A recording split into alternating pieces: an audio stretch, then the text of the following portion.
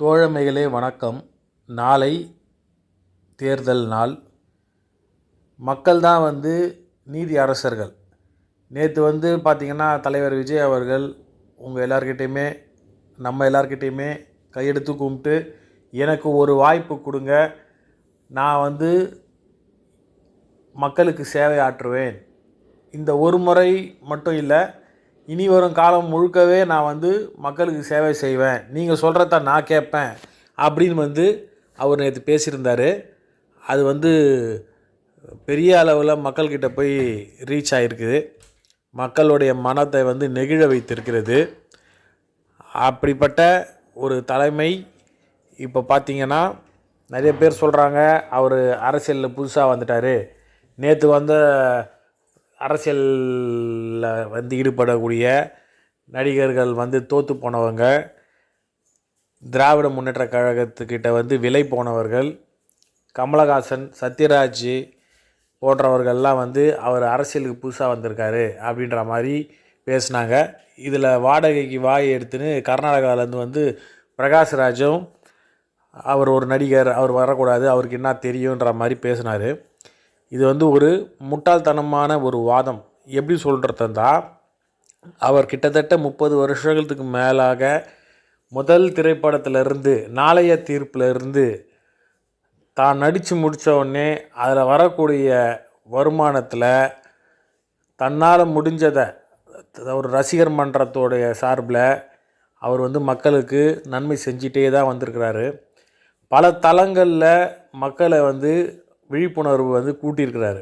அவரோட பல படங்கள் அதுக்கு சொல்லலாம். முதல் படத்திலே பார்த்திங்கன்னா ஒரு அம்மா அன்றைக்கி சொல்லியிருந்தாங்க, நான் விஜய் அவர்களுடைய முதல் படத்திலேயே அவரோட நடிப்பிலிருந்து வந்த வருமானத்தை வச்சு 25 கிலோ அரிசி மூட்டை 300 பேருக்கு கொடுத்தாரு, அதை நான் வாங்கியிருக்கிறேன். அதாவது அவருக்கு சேவை செய்கிறது புதுசு இல்லை அப்படின்றத அந்த அம்மா சொல்லியிருந்தாங்க. இதுதான் ஒரு மனிதனுடைய குணத்தை வெளிக்காட்டுது.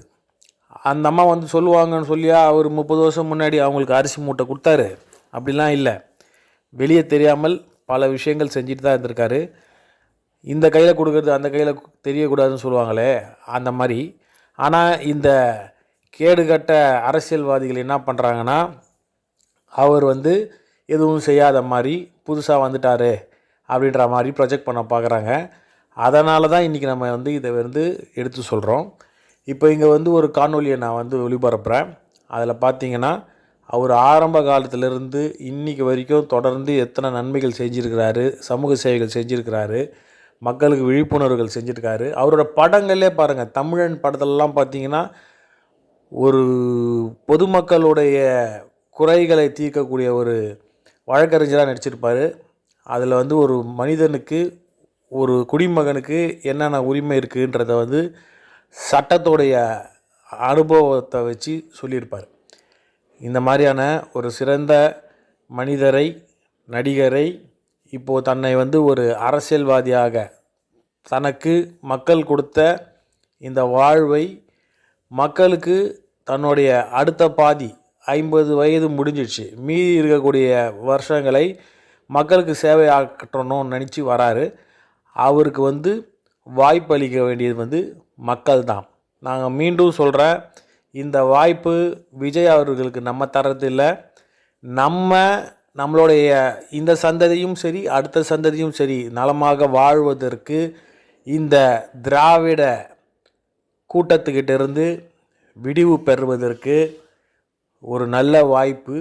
இந்த வாய்ப்பை நம்ம தவற விடக்கூடாது. எனவே நாளை காலை 7 மணிலிருந்து 12 மணிக்குள்ளே நம்ம விசில் சின்னத்துக்கு வாக்களிக்கக்கூடிய வாக்காளர் பெருமக்கள் வாக்களிக்கும்படி கேட்டுக்கிறேன். ஏன்னா 12 மணிக்கு மேலே வழக்கமாக என்னென்னலாம் பண்ணுவாங்கன்னு நமக்கு தெரியும். அதனால் இது ஒரு வழிகாட்டுதல்னு கூட எடுத்துக்கோங்க. நன்றி.